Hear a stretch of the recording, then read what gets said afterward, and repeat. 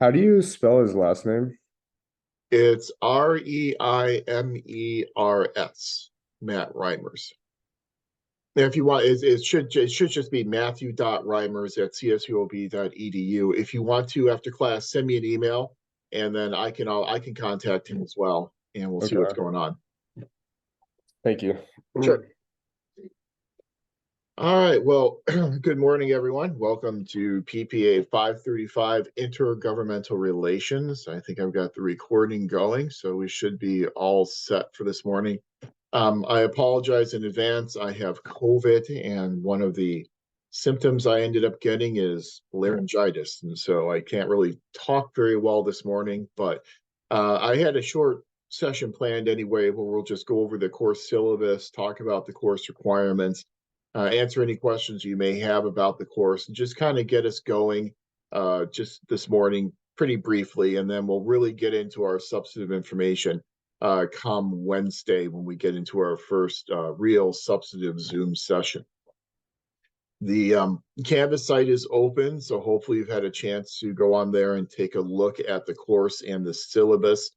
I apologize in advance if there are any typos or anything on the syllabus today. Again, I'm kind of dealing with COVID, so I'm a little bit out of it this morning, but we will do the best we can to muddle through. Um, Again, this is 535. It's one of my favorite classes. I really like 660 org theory. I also like 535 intergovernmental relations. And I like this course because it's a lot different than some of the other courses that you have had in the program up to this point in time.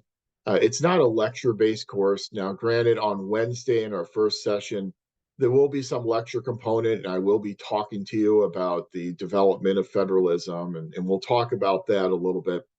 But for the most part, this course is run as very much of a graduate seminar, which means that we have a series of articles that we read throughout our term together, and then you will be leading the discussion. Every student will then select one of those articles and will then lead a discussion of that article. I will contribute to those discussions, especially at the end. So once you're done leading the discussion of your article, I will then come in and add some points. And so I won't be completely silent, obviously, but we're going to do it more as a graduate seminar as opposed to a lecture based kind of sage on the stage, as they say, type of a course. It is kind of unusual too because we have that winter break that is kind of breaking up our schedule a little bit. So we're starting here today. We are then ending on Saturday, January 27th. We have winter break that is scheduled from December 24th until January 7th. And so we've got that winter break that kind of breaks up the flow of the class a little bit, but it kind of is what it is because if we waited to do this class until January, then it gives you a huge break, and then we kind of push off some of your work in the spring. So it just made sense to continue the flow of the program and just accommodate winter break with that week off. Um, so in terms of our schedule, we're meeting today. We're scheduled to meet on Saturday, January 27th as our last session. I do want to note something for you though, is that we have a new cohort number 24, that has just been admitted to the program. They are going to start their classes in January, on January 27th. So I may have to move our session from 9 a.m. until noon to accommodate cohort 24 because they're brand new to the program. I don't want to kind of mess around with their starting time on their very first class session. You guys are veterans, and so you know the deal. And so I thought maybe if we do have to have that session on the 27th, we may start it at noon as opposed to 9. The session on the 27th is an as needed session, so we may not even need it. We'll see how we progress through our articles and our discussions. If we have some articles left that still need to be discussed, then we'll meet on the 27th. Otherwise, then we will just use that as a day off to kind of rest and recuperate a bit. Our Wednesday sessions then will be from December 6th through the January 24th, again with that 1 week off for winter break. As you know by now, we meet on Wednesdays at 6 o'clock. So those are our class meetings. As I said, this is not really a lecture-based type of course. This is much more of a graduate seminar.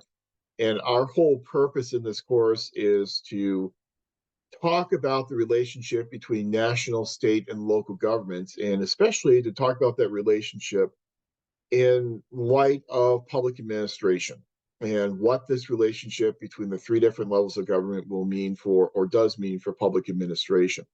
And if you look through the syllabus, you'll see that what we have done is we have organized the course around modules. And so we have 6 modules in the course.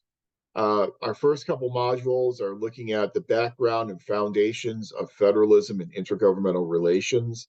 We have a module on the political aspects of intergovernmental relations.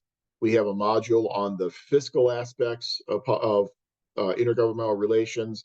We have a module on the administrative aspects, and then we have a module on current and future issues of import to federalism and intergovernmental relations. And so try to design the course so that each week we have a different, distinct topic that we are covering, all with relevance to public administration. And throughout all those different modules, our primary goal will be to look at the nexus between federalism and public administration and see how federalism affects what we do as public administrators. Our course objectives, I've listed 6 of those there on the screen for you. I'll let you read through those on your own. Our textbook is this American Intergovernmental Relations by O'Toole and Christensen. It's a compilation of different articles in the field of American intergovernmental relations. And so when you are selecting your articles, either to do critiques on or to lead a discussion on, you'll be able to select articles from the O'Toole textbook, but then you'll also be able to select articles from the Canvas site as well. And you'll see on the Canvas site, I've added some additional readings. I think we have like 6 or 7 additional articles, because the articles in the O'Toole textbook, some of them, the kind of classic articles in intergovernmental relations, which means that some of them can be a little bit dated. And you'll notice some of them may be from, 2000 or 2005. And so a lot has happened in federalism since those articles were published. So those additional articles that we're going to be reading that I have on Canvas for you will update some of those discussions for more contemporary issues. And you'll see that, one of them, the governors in control article, really looked at the expanded power of governors, especially in the wake of COVID-19. You'll see that we've got articles about the federalism approach to Obamacare, to the ACA, what federalism means in terms of voting rights, and how the Supreme Court has recently changed Voting Rights Act and the implications of that for state versus federal rights.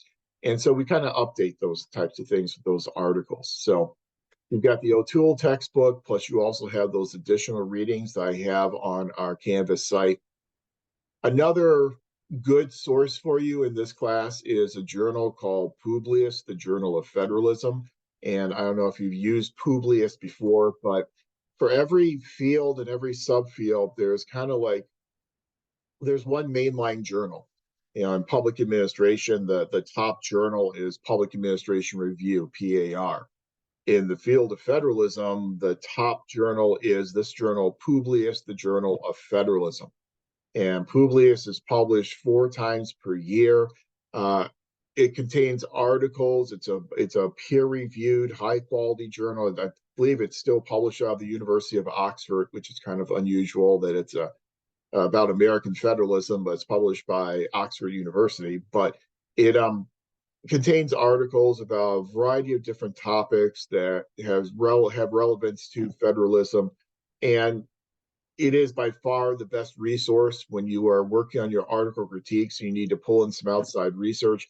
Publius, the Journal of Federalism, is probably going to be your go-to. And another very great thing about the Publius Journal is that every year they publish what they call the State of American Federalism. And it's an article that looks at important issues in federalism over the past year. And so I've got a couple of those articles in our additional readings on the Canvas site. The newest one has just come out, and so I'll try and get my hands on that and add that to our Canvas site as well. but it's a really good additional resource for you in addition to the O'Toole textbook and the articles that we have linked there on our Canvas site. Another important resource, the Federalist Papers. And you've probably, undergraduate political science courses, you've probably read the Federalist Papers, or at least a selection of the Federalist Papers before. As we know, the Federalist Papers are written by Alexander Hamilton, James Madison, and John Jay. And the purpose of the Federalist Papers was to try and sell the new Constitution to anti-Federalists and the citizens of New York. As we'll talk about on Wednesday, once the Constitution was adopted by the Constitutional Convention delegates, it was ratified relatively quickly by 10 out of 13. And then at that time, it had then become 14 because of Vermont, but it had been ratified relatively quickly by 10 states. But one of the states that was holding out was the state of New York. And so Hamilton, Madison, and Jay got together to write these Federalist Papers in order to try and convince the citizens of New York to support this new Constitution. So it's always a good resource for us to kind of get some insight into the thinking of the framers in terms of what they meant by our system of American federalism and what the Constitution really says and does not say about federalism and the relationship between national and state governments. So it's a good resource. We have some of those Federalist Papers assigned in this class. The two we're really focusing on Federalist number 10 and Federalist number 39. A lot of you have probably seen the musical Hamilton, and so you know that Hamilton really bore most of the burden in terms of writing these Federalist Papers. There are 85 Federalist Papers. John Jay got sick relatively soon after writing 5 papers and stopped, and so he only wrote 5 papers. I believe, if I want to say, it's like something like 59 were written by Hamilton, and then the remainder written by Madison. I do also want to mention to you that those Federalist Papers were written in support of the Constitution, but there are another set of papers called the Anti-Federalist Papers that were written in opposition to the Constitution. Now, we don't talk a lot about the Anti-Federalist Papers because kind of to the victor go the spoils. And so the Federalists won, they got the Constitution ratified, the Anti-Federalists lost. And so we don't really talk a lot about the Anti-Federalist Papers and have kind of drifted off into obscurity. But if you are interested, I'll have a link on our Canvas site to the Anti-Federalist Papers that if you're really interested, you can read some of those and kind of see the counterbalance of the Anti-Federalist Papers to the arguments being made by Hamilton, Madison, and Jay in the Federalist Papers. But oftentimes we talk about, well, we don't know what the framers meant. You know, they wrote these documents over 200 years ago. How do we know what they meant by these terms that they were using? Well, one of the good ways to know is to go and look at the Federalist Papers, because in some of those Federalist Papers, Hamilton and Madison actually tell us exactly what they were thinking and exactly what they meant by some of the phrases and passages that they included in the Constitution. And then if federalism is new to you and you want a little refresher on federalism, any basic American government textbook will have one chapter on federalism. And so if you have an old American government textbook kicking around somewhere at your house, feel free to take a look at that federalism chapter, and that would be a good little primer on American federalism if you need it. Okay, our course requirements. What are we going to be doing this term? You know, we have a 6-week term together, and so we have very limited time. We can only do so many readings, we can only cover so many topics, and we can only have so many assignments. I don't want to inundate you with a lot of assignments, as we've talked about in classes we've had together before. I understand that this is not the only thing that you are doing. I understand that you have a full-time job. I understand you have family obligations. And so I kind of want to limit the assignments so that they're doable. I'm very much, as you know, interested in quality over quantity. And so I figure if we limit the number of assignments, then we can get a higher quality product out of those assignments. So we have 4 categories of assignments in this course. You'll be doing 2 article critiques. The article critiques will be done on articles either from the O'Toole textbook or articles that I've provided for you on our Canvas site. And I'll talk a little bit more about the article critiques in a second, but the purpose of the article critiques is to afford you the opportunity to critically analyze the arguments made by the authors of the article. So in this article critique, we're looking at something that's relatively brief. Usually they're about 5 to 7 pages, sometimes shorter, sometimes longer, depending on the article, but typically about 5 to 7 pages.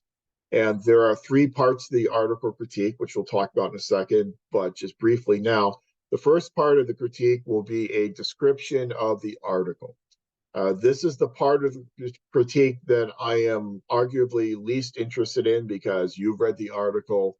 I've read the article multiple times. Your classmates have read the article. So we all kind of know what the article is about, but just give us a brief description of this is what the author's argument is. This is what the article is about.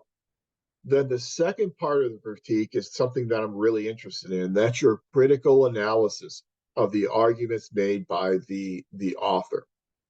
So did the author leave out some points? Did the author omit some important information that could have changed their conclusion? This is where you want to consider maybe updating the author's argument. So if it's an article from 2005, that was 18 years ago. So a lot of things have happened in the past 18 years. So are there Supreme Court cases or are there things that have occurred over the past 18 years that could change the conclusions of the author? So feel free to update the author's argument here in the second part, the critical analysis part. Then the third part of the critique, you will be linking the article to public administration and intergovernmental relations. So what does it mean for the balance of power between different levels of government, especially in terms of public administration? So those are the three parts that you'll be including in the article critiques. Again, they're 5 to 7 pages, so relatively brief types of critiques. Do make sure to use outside research. And so I'm asking for just a handful, maybe 2 or 3 or 4 outside resources that can really help support the argument that you are making in your article critique. And as always, you're used to this by now, but use APA formatting, 7th edition. So I won't ding you in terms of points if you mess up some APA formatting, but do make sure that your citations adhere to APA format. Assail, go ahead. Hi, good morning, Dr. Powell. Would these essays be double spaced as well? Yes, please. Yeah, please double Thank you. space. Yeah, good point. So you've got two of those article critiques.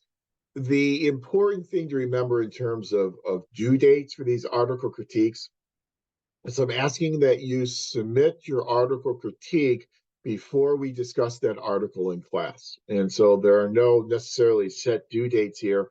It will depend upon which article you select. So take a look at our course outline and our course schedule and just make sure you've got that critique done before that article is being discussed in class. And the reason why I ask that is I really want your critique to reflect your reading of the article and not necessarily being influenced by any of the topics that we discuss in class on that evening. So make sure you get them done before we discuss them in class. So you've got two of those, two article critiques. Each of those worth 100 points. Do, as always, make sure to proofread them. As you know, I'll go through and I try not to line edit anymore. I've kind of gotten over that as I've gotten older, but I will go through and note any grammatical issues and things like that. So make sure you proofread them very well. And then you'll have a discussion leader assignment. And the discussion leader assignment, you'll be selecting one article. Again, it'll be either from the O'Toole textbook or one of the articles that I've provided for you on our Canvas site. I have that article sign-up sheet you've probably seen under our announcements. I just put a brand new version of that up on the website, on the Canvas site, just about half an hour ago. Some of the articles have already been selected, but look through that spreadsheet, look at when those articles are being discussed, look at the articles, see which articles you might be interested in leading a discussion on, and then please do send me an email listing your top 5 choices of articles you would like to lead a discussion on. And then I'll try my best to accommodate your top choice. If that top choice is selected, then I'll move down to number 2. If that's selected, I'll move down to number 3. But I'll do my best to give you an article that you are requesting in that email. But it's all done on a first come, first served basis. Excuse me. And so do make sure to get your email in as soon as possible. As I said, we've already had 4 articles that have been selected, and so they're kind of going relatively quickly. The discussion leader assignment, what you'll do is it's not a presentation, it is leading a discussion. If you would like to use PowerPoint slides in order to organize your discussion, you are welcome to do so. You are not required to use PowerPoint slides because this is a discussion leader assignment. Your ability to lead the discussion will be evaluated essentially upon your ability to engage your classmates. And so as you put together your discussion leader approach, you'll think about putting together some questions that you want to ask the class to try and engage them and get everyone involved in a discussion of the article. I always recommend that as you prepare for this discussion leader assignment, put together more questions than you think you are going to need, because one of the worst things that can happen is you put together 5 questions you're going to ask the class and you burn through those 5 questions in 5 minutes. And then you're sitting there thinking, now where do I go and now what do I do? These discussion leader assignments, typically the discussions will last around 20 or 30 minutes, something like that. So they are robust types of discussions. And so make sure to put together enough questions so that you can make the discussion last longer than about 5 or 10 minutes.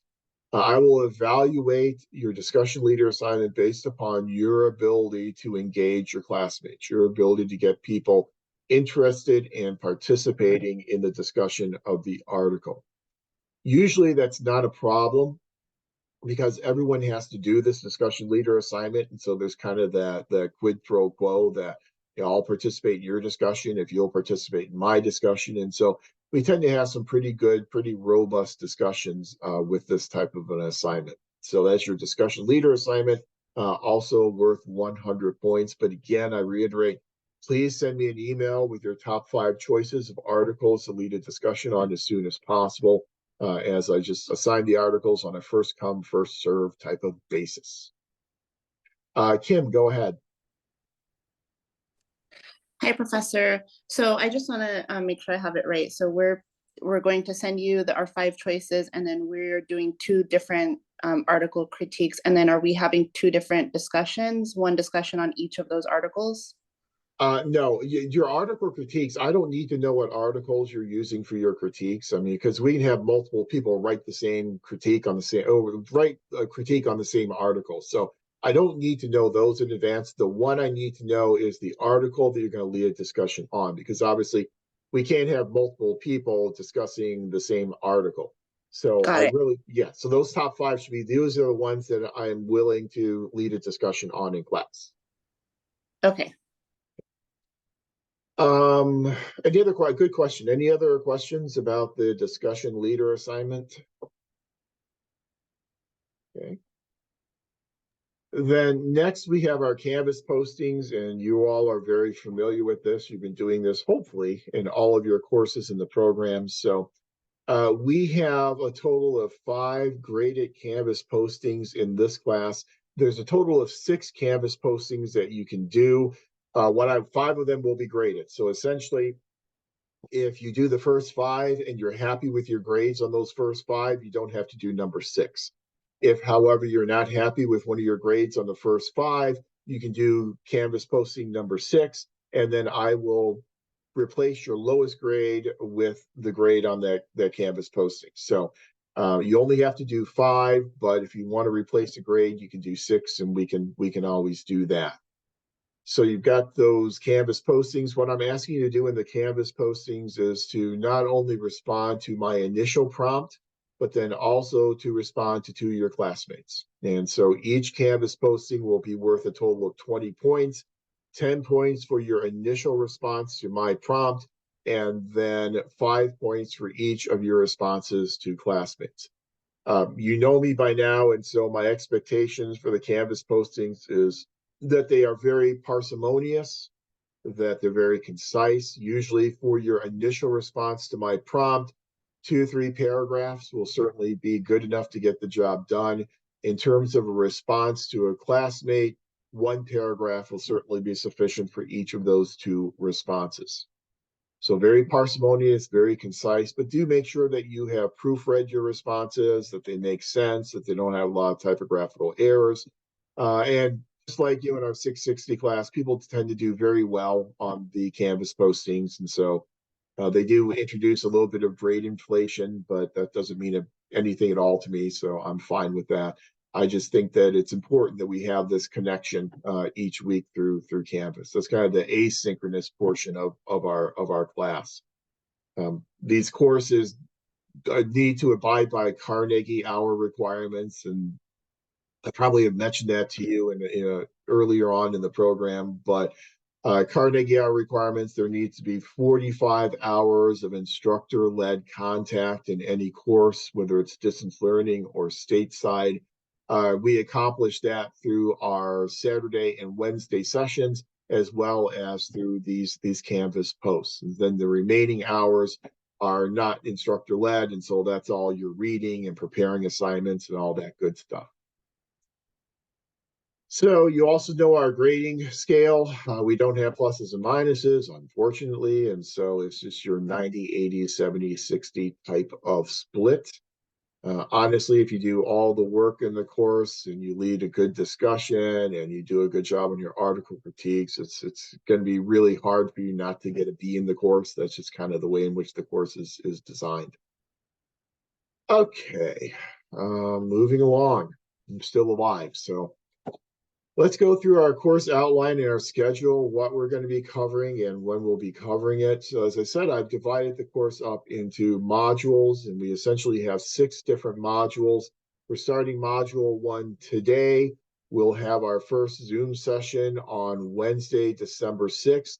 And for that Zoom session, our topic will be background and foundations, especially the constitutional basis, excuse me, of American federalism. So your 2 primary readings that you have 4 readings. I don't think we're going to get to all of them, but the 2 primary readings that we definitely will get to on Wednesday, Articles of Confederation and the U.S. Constitution. What we will do on Wednesday is I have some information to present you with in the first half of class, where we'll discuss where federalism came from, the constitutional basis and underpinnings of our system of federalism. We'll talk about the development of federalism, and I'll do that in the first half of class, and then we'll take a break. And then the second half of class, we'll get into the Constitution, and we will go through the Constitution. I don't know how many opportunities you've had to go through the Constitution. We now do that in the PPA 500 course, but I think it's important that we go through the Constitution and talk about the different elements of the Constitution and what those different elements of the Constitution mean then for American federalism. Then you have your first discussion board posting that is due on December 12th. And the way in which we're doing our Canvas board posts is that they will be due the day before our synchronous sessions, or synchronous sessions on Wednesdays. So they will then be due by Tuesday, the day before. So you got that first, and I'll show you what that one looks like in just a second. Then week 2 on December 13th, we'll continue this discussion of background and foundations. We'll get into the Federalist Papers, Federalist Paper number 10 and Federalist Paper 39. We'll then get in some articles from the O'Toole textbook, Morton Grodson's Federal System, where he talks to us about whether or not there ever was a system of dual federalism. D.L. Wright's article on the models of national, state, and local relationships, where he presents to us 3 different theoretical models of federalism, and then talks about when those different theoretical models occurred and how the balance of power really differs depending upon which of those 3 different models we are looking at.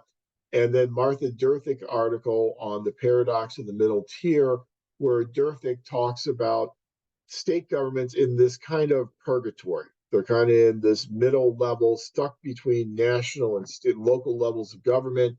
and how you would think state governments, because they were the first government, would have the power, but in fact, they have many limitations that are imposed upon them by becoming part of this middle tier of our intergovernmental system.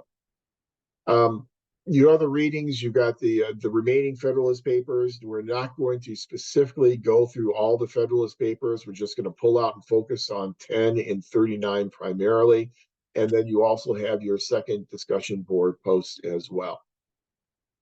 Then module number 3, we'll get into the political aspects of federalism. And one of the themes of this course you'll see over the next 6 weeks is that all things are not necessarily political, but a lot of federalism comes down to politics. And there are very heavy political elements that run throughout our entire intergovernmental system. And so we'll talk about some of those political aspects.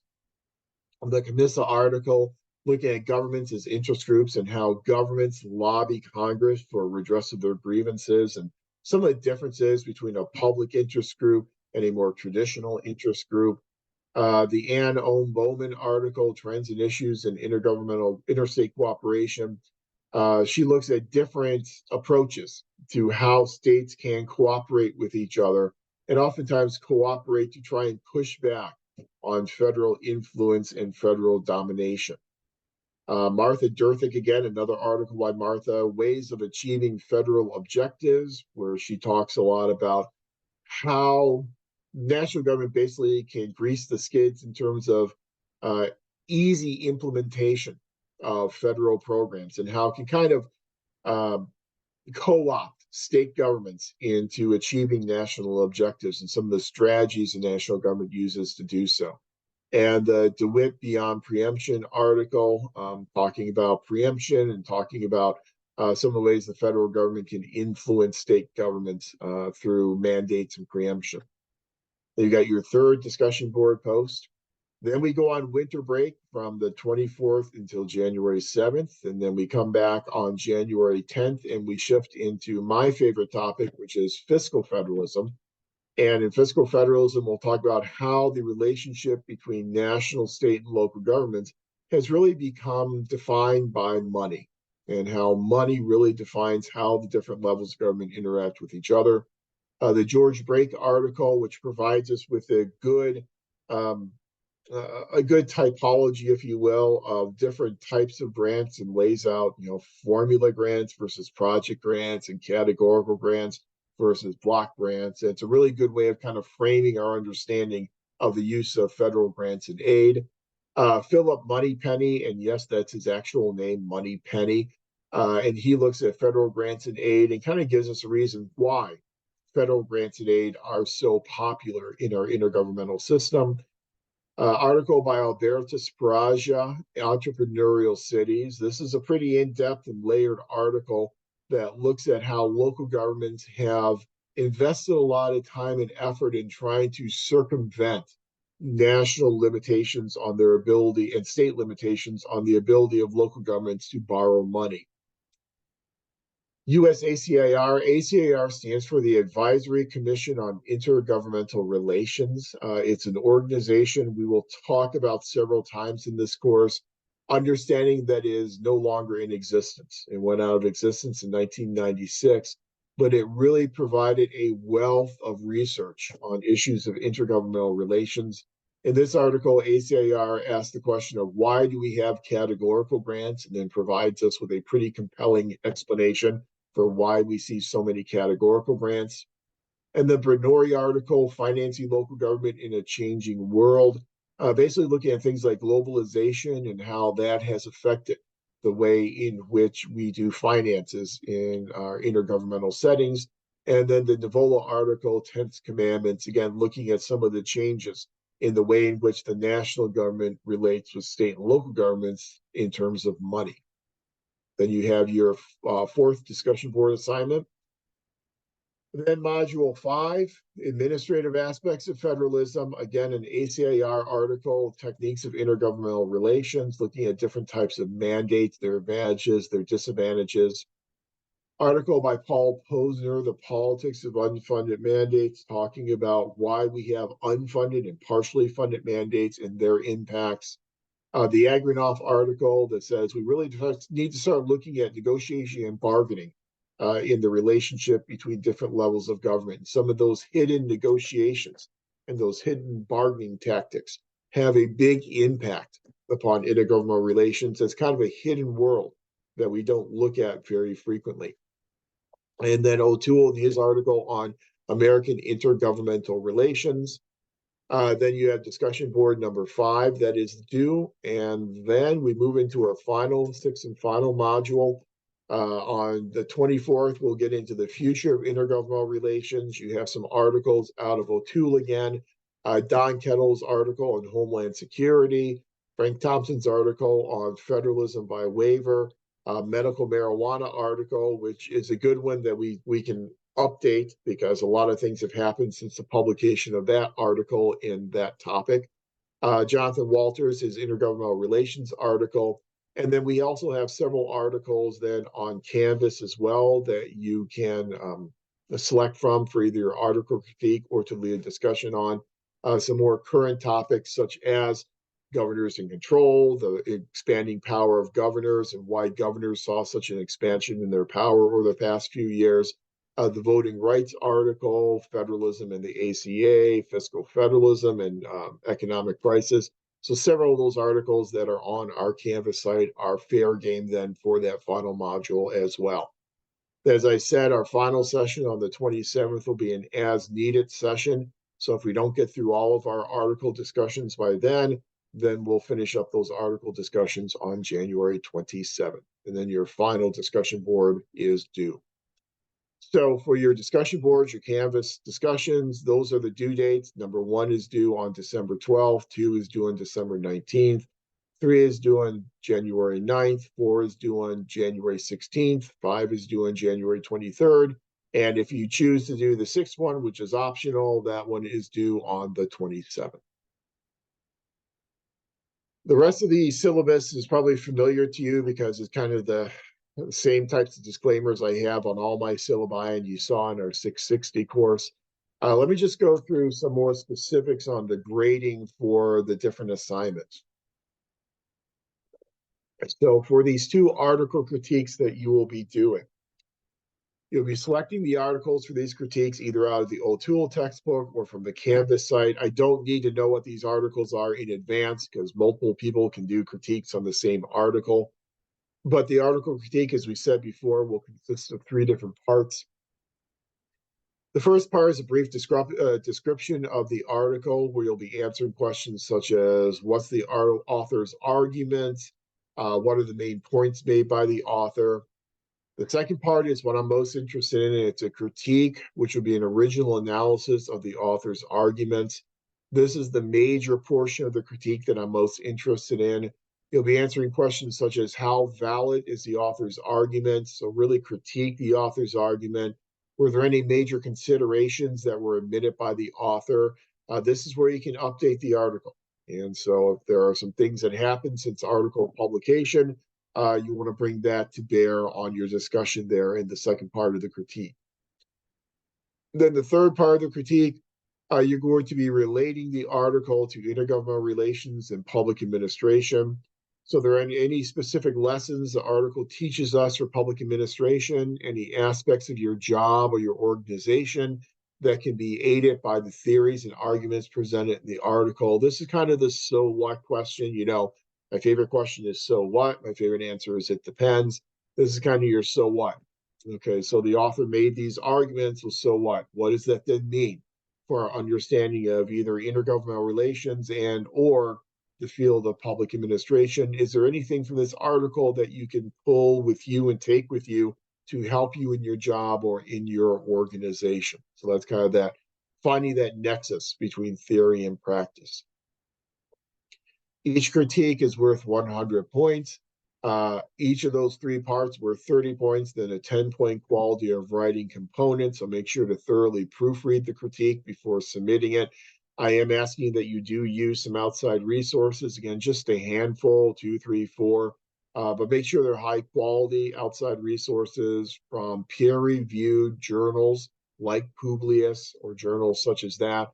And then make sure that you cite everything appropriately using APA 7th And the article critiques then, as we said before, are due before we are scheduled to discuss the article in class. So we've got 2 of those article critique assignments. Then for your discussion assignment, again, this is something that, again, you'll send me that email with your 5 top choices, and then I'll assign an article to you that you will lead a discussion on. I know here I say most discussions last 30 to 45 minutes. That's kind of aspirational. In reality, they tend to usually last about 20 to 30 minutes in reality. So the whole idea of this classroom discussion leader assignment is to afford you the opportunity to lead a discussion and to engage an audience. As you know, we just received our another 7-year accreditation from NASPA, so we are now accredited through 2030. And one of the universal required competencies is the ability to interact and communicate productively with a diverse workforce and citizenry. And so this is one of the ways in which we evaluate that. Courtney, please go ahead. It's Travis. Sorry, my wife signs in on my Okay. computer. Oh yeah, I'm also saying Courtney. Wait a second. For the discussion leader, are we summarizing the article? Or are we assuming that everybody's read the article and just simply asking questions? That's a good question. I think it's good to summarize it because there are a lot of articles in the class. And so it's good to summarize it in the beginning just to make sure everyone's kind of on the same page with the article. And then you can go into your question. So there's nothing wrong with a summary in the beginning. Okay, thanks. Yep, absolutely. So that's your discussion leader assignment. Some people love the assignment, some people hate the assignment, and I understand that. You know, when I was in grad school, I hated discussion leader assignments, but that's pretty much all that I had because I attended a program that was a relatively small program, and so I had an urban politics class, for example, where it was I sat on one side of the table, the professor sat at the head of the table, and there was another student who sat across from me, and that was it. That was the entire enrollment in the class. And every week we had to read 2 books in urban politics. And half the class I would then spend leading a discussion with the other person on the book I read. I was in charge of reading, and then he would lead a discussion on his book. And so that's our entire class was just doing these types of discussions. And it's very difficult to keep a discussion going with one other person. At least you have multiple colleagues who can participate in your discussion. But again, as you're doing your discussion, think about things such as being familiar with the article. Obviously, well, I won't say obviously, I'll say fingers crossed. Hopefully, everyone's read the article in advance. And so we're all somewhat familiar with it. You need to be more familiar with it than anybody else in the class. And so be very familiar with your article. You're going to have to read through it multiple times. As I said, prepare several questions in advance to ask the class. Prepare more questions than you think you will need because you will go through your questions much quicker than you ever imagined when you're putting the questions together.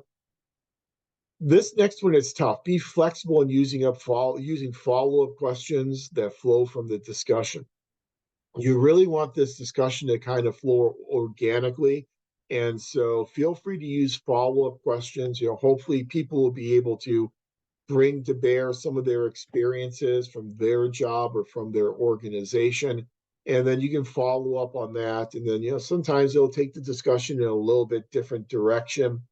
One of the, I guess, really the art of leading a discussion is knowing how to take the discussion down different avenues without going too far into a rabbit hole. And so you don't want to end up digressing into something completely unrelated, but you do want to allow that discussion to kind of flow organically. And I think the toughest one is number 5 there, a piece of advice. Give time for people to answer a question before answering the question for them. This is tough. You ask a question of an audience and then you hear crickets and no one's answering your question. That puts a lot of pressure on you and you start to feel uncomfortable and maybe I asked the wrong question or maybe I don't understand the article as well as I thought I understood the article. But give time for people to think about your question and be able to respond to it. You might want to rephrase your question a couple of different ways because by rephrasing it, then it might make sense to someone and then they will be able to answer it. these questions are questions that you've written out and you have thought about. And so you kind of know the answers you want to get with these questions, but your colleagues are hearing these questions for the first time. So you got to kind of give them a beat to think about the question and formulate an answer. And that can be tough to do because it can kind of feel uncomfortable. Those, 5 or 6 seconds of silence can feel like 5 or 6 hours. And so you kind of want to understand that may happen and then rephrase the question and maybe you'll get the answer that you're hoping to get. It's not really a presentation, so I don't really grade on quality of visual aids or anything like that. You don't have to worry about doing that. I am really grading this based upon the quality of the discussion. So if you want to use PowerPoint slides, that's fine. If you don't, that's fine as well. You won't lose any points by not using them. I just want to see you engage your classmates in the discussion. Ooh, okay, Canvas postings, I've already talked about those, 20 points each, 10 points for your initial post, and then 5 points for responses to each of your classmates. As I said before, there are 6 posts, 5 of them are graded, and so the 6th one is optional, and I will then replace your lowest grade with the highest grade you get. So, but for the most part, people oftentimes, they're happy with their first 5 grades, and they don't need to do Canvas essay number 6. Just there in case you need it or want it. And then all of our disclaimers here, you can read through all those on your own. I will highlight this last one though, changes to the syllabus. We may need to make some changes to our schedule as we proceed, depending upon how quickly we cover information. So there may be some discussions that are relatively short. And if so, then we may need to work ahead a little bit, but I'll let you know if we're going to work ahead and give you at least a week's advance notice if we're going to, move some articles around in our schedule. But we're going to remain flexible because you never know how these discussions flow and how long these discussions may take. So that is the syllabus. Are there any other questions on the syllabus or any of the course requirements or anything like that?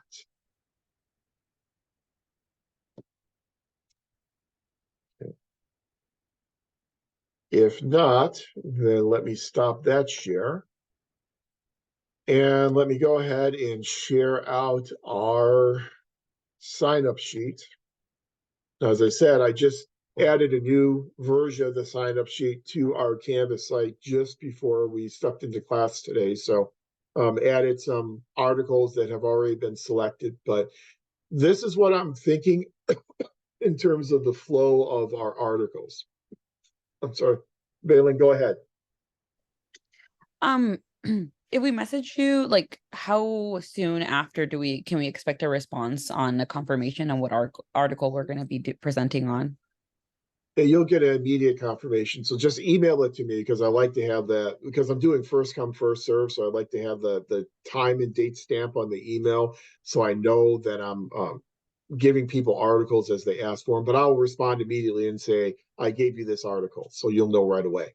Okay, awesome. Thank you. Sure. So you'll see here are the readings that we have scheduled for this term. As I said on Wednesday, Articles, Confederation, and Constitution. I will handle those because that's kind of getting us started with our discussion. So I will take care of those so you don't have to worry about anyone needing to sign up for those. Then on the 13th, we'll do our Federalist Papers. The 2 we're focusing on 39 and 10. Melissa has signed up for 39 already. So 10 is still available. We'll do the Grodzins article, the Wright article, and the Durthick article. So all those are still available if you're interested on December 13th. December 20th is when we get into the political aspects of federalism. And so we've got those 4 articles. That's a day that we may or may not pull in additional articles. I'm kind of hesitant to do it because we're kind of right up on that winter break. So I don't want to get into fiscal federalism and start talking about that before we step away on break for a week. So we'll probably just do those 4 articles on the political aspects of federalism. Then we've got a break. And then January 10th, you'll see the fiscal federalism articles we have assigned. Then in January 17th, we'll get into the administrative aspects of our article, our administrative aspects of federalism articles. And then the 24th, we'll get into what I consider to be kind of our more current and future issues of intergovernmental relations. So see the ones that are taken so far. Federalist 39, Melissa has that one. Cynthia has the Beyond Preemption DeWitt article. That one's already taken. Another one that's already taken is medical marijuana. That's Reggie's article. And Sale has the voting reform article. So those 4 articles are off the table, but all the other articles are fair game. So send me an email, give me your top 5, and then I will assign the highest rated one that you've given me to you for leading a discussion. And as I update the spreadsheet, I'm sure a lot of requests are going to come rolling in today. So as I update the spreadsheet, I will put the updated version up on our Canvas site under announcements. And so I will try and keep it as current as possible. Now, let me share out our Canvas site, if I can find it. Okay, I'm going to have to share my screen because apparently it's not here. So let me go and share our Canvas site. Hopefully I'm still logged in. Okay, hopefully you're seeing the Canvas site. Let me put it in student view. Okay. So again, under the announcement article sign up, that's where I'll have the new and revised versions of the spreadsheet. I'll be uploading onto there. As you already know, here under our announcement, the welcome announcement, I have all of our links for each one of our sessions. So we're using, again, a recurring link for our Wednesday sessions. And so that will be our recurring link for our Wednesday sessions. The syllabus is available. Modules. Here we go. All right. So again, I've divided this course up into 6 different modules. I have a listing of readings for each of the modules. And then again, for Wednesday, there's your link for the Articles of Confederation. There's your link for the Constitution. And there's your link for the PowerPoint slides that I'll be using in our discussion of the development of federalism in the first half of class on Wednesday. And then to do your first discussion board posting, here's your link. So let's take a look at that one.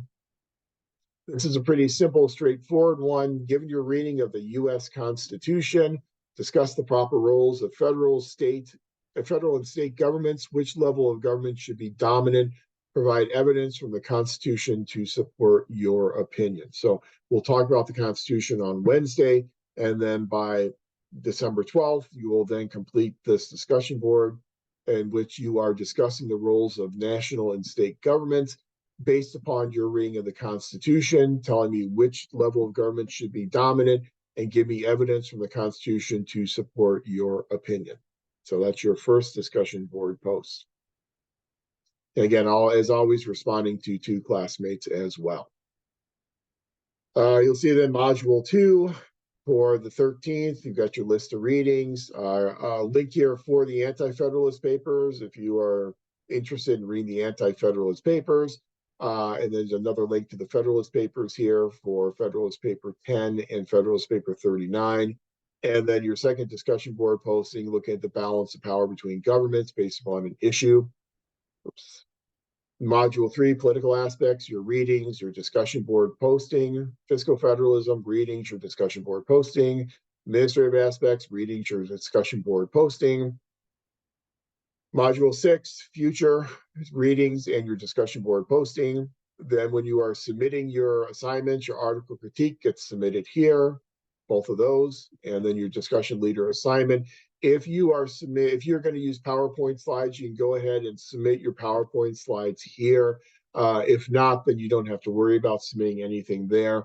I will observe your discussion. I will take notes on your discussion, and I will just upload a grade for your discussion directly into the grade book.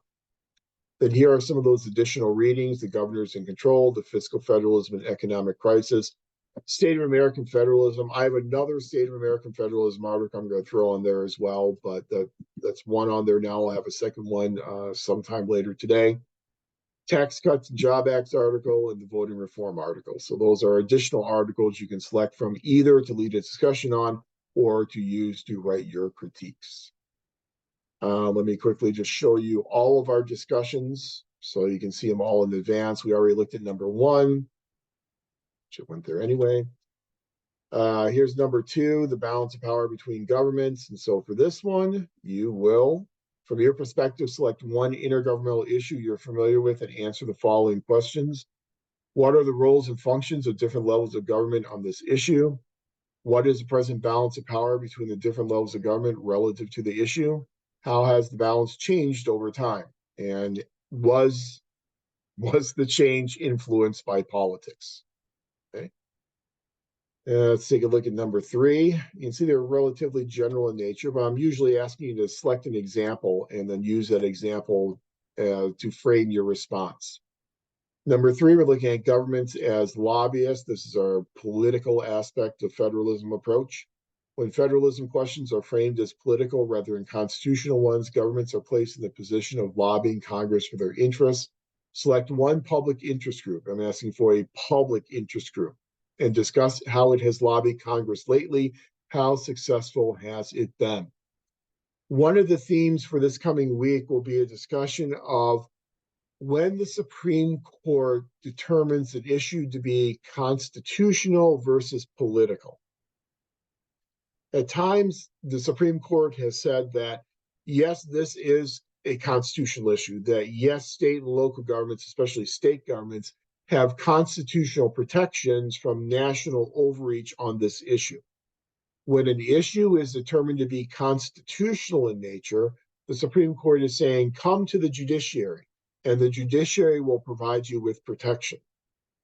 In some other instances, the Supreme Court has said this issue is not constitutional, it's not covered by the Constitution, therefore it's political.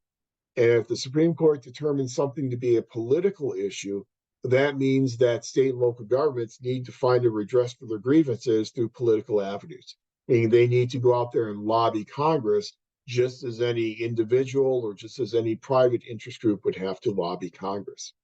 So it's important to know whether the Supreme Court considers something to be constitutional as opposed to being a political one. Because once it's political, that's when governments then become lobbyists. And so that is what discussion forum 3 covers that topic. Discussion board number 4. This is our fiscal federalism, the utility of intergovernmental grants as political tools. One of the themes of the class is the utility of intergovernmental grants as political tools in American intergovernmental relations. Select one intergovernmental grant you've experienced with and develop a posting in which you advocate changes to this grant to enhance the efficiency and or effectiveness. So I'm interested in seeing here is you selecting a grant that has intergovernmental components to it that involves multiple levels of government, and then identifying problems with that grant, and then ways of solving those problems, changes, ways in which you'd like to see that grant change in order to make it more efficient and more effective. And one of the things that you will notice throughout the class is even though we have these different modules, a political module, a fiscal module, an administrative module, they all bleed together, and that there are political reasons why we use grants. There are political aspects, the way in which we administer these programs and the way in which we collaborate and bargain and negotiate over the implementation of programs and policies. Speaking of negotiation and bargaining, that's the topic for your 5th discussion board. One of the interesting dimensions of our discussion is the recognition of negotiation and bargaining in intergovernmental relations for this week's Canvas posting. Please select one example of intergovernmental bargaining that you have participated in or are familiar with. Discuss this bargaining, including the issue at hand, the participants involved, and the outcome of the negotiation. This kind of is based upon the Robert Agranoff article in which he looks at different aspects of bargaining between different levels of government, provides us with some really interesting examples of how state and local governments have pushed back on the federal government and bargained with the federal government in order to get their way. And then the optional one, number 6, Homeland Security and Emergency Management. Issues of Homeland Security and Emergency Management factor prominently into our discussion on the proper roles of governments in the intergovernmental relations process. please select one instance of Homeland Security or emergency management other than Katrina or September 11th, because those will be discussed in the articles and in class, and discuss the proper roles of each level of government in responding to the issue. So those are the discussion boards. Again, the sixth one is an optional one for you. And that is our Canvas site. So I just want to give you a quick little tour of the Canvas site and the resources there and how to navigate through them for the next 6 weeks together. And I think that's the entire course. We've done the syllabus. We've talked about signing up for an article to discuss, and we've talked about the Canvas site. I think that's all that I had on my agenda for this morning. So any questions at all about anything related to the course? I have a quick follow-up question. For the articles, the article critique in the presentation, do they have to be different from the article you were presenting, like discussing with the class, or can you use the same one? That is an excellent question, and that's a question I was kind of waiting for that question. That's a great question. For me, for this term, you can use the same article. So you can, if you want to, you're leading a discussion on an article and you want to write a critique on that same article, that's allowable. So that will save you a little bit of work. And I will allow that this term. In previous terms, I didn't, but I don't really see a whole lot of utility in doing that. So yes, you may use the same article for your discussion that you're writing your critique on. That's an excellent question. They'll save you a lot of time. Thank you. That's great. Okay. Anything else while you have me here?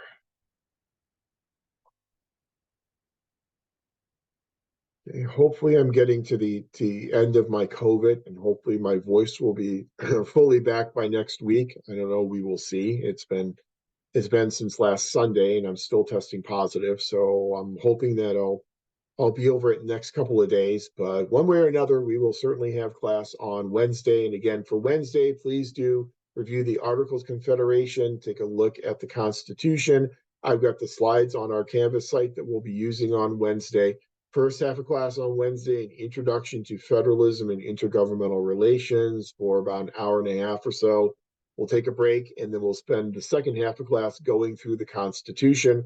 Specifically, we'll go through all 7 articles and all 27 amendments, but we'll do it with an eye on what they mean for federalism and intergovernmental relations. And so we'll be really emphasizing and pulling out some of the discrepancies and some of the conflicts inherent in the Constitution in terms of the proper balance of power between levels of government. Because as we know, there are parts of the Constitution that tells us the national government is supreme. We've got a supremacy clause in Article 6. But then we have other parts of the Constitution, like 10th Amendment, the Reserve Powers Amendment, that says that all powers not given to the Congress nor prohibited to the states belong to the states and or the people. And so we've got differing statements in terms of national versus state sovereignty and superiority. And we'll really pull those conflicts out of our discussion then in the second half of class on Wednesday. So that's what we've got scheduled then coming up on December 6th. Send me an email, let me know what article you want to lead a discussion on, and I'll get those assignments done as quickly as possible. And then